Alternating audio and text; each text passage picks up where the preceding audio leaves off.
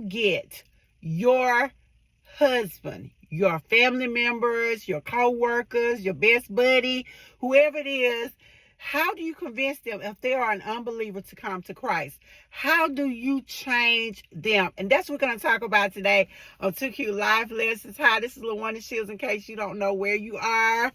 And this is what we're talking about today. How do we change unbelievers? So let's get right into our video.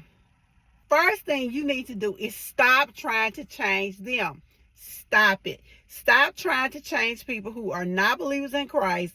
Stop trying to preach to them. Stop giving them that long lecture. Stop trying to make them feel bad. You stop. That's the first thing you need to do to convince unbelievers to become saved.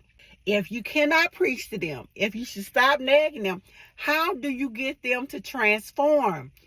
The secret sauce is you live by example.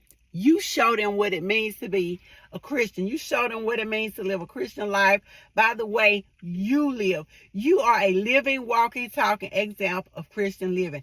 That's what you do. As I said, we don't nag. You don't preach. You show them what it's like to be a Christian by your lifestyle. The next thing I'm going to ask you to do, and it may sound crazy, ignore everything you see and hear. Ignore whatever they're saying. Ignore whatever they're doing. Stop living in the natural. Stop looking at it through your eyes right here and start looking at it through the spirit realm. Because just because you don't see something happening today, just because you don't see a change happening in this moment does not mean that nothing is happening. Something is always happening. If you're praying, which is my other thing, you're praying for them. If you're praying, then trust me, God is working it out for your good, for that person's good. God has a plan. He's taking care of that. So stop looking at what you see and trust and believe that God's going to do it. Cover this person in the blood. Because your husband, cover him in the blood. Your children, whoever it is, cover them in God's blood. The blood covers a multitude of things. Blood is powerful. If you look at the children of Israel when they were in Egypt and they were getting ready to leave, and Pharaoh was refusing to let them go. Well, God decided he was going to send the greatest plague of all. It was the death of the firstborn.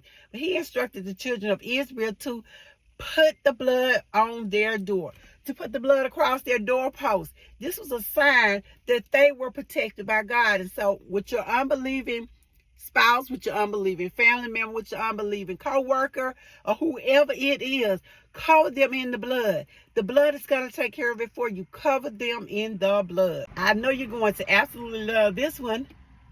Stop trying to control them. Stop trying to control your loved ones. It is not your place to control them. It's not your place to force your will onto them. It's not your place to do that. Your place is to live by example. Your place is to tell them about God. Your place is to have faith. Your place is to pray for them and cover them, as I said, in the blood. Control is just like witchcraft. You can't control these people. Stop trying to control everybody and trust that God has these people and allow God to have his perfect works, because God knows more than you do. God is able to do what you cannot do. So stop trying to control people who you love. I know you want them to be saved. I know you want to convince them, and you will by your lifestyle, by the things that you do. Like I said, lead by example. Let them watch you, and you'll see what miraculous changes will come. So this has been LaWanda Shields of 2Q Life. This is talking about how we change our unbelieving loved ones. And I'll see you guys in the next video.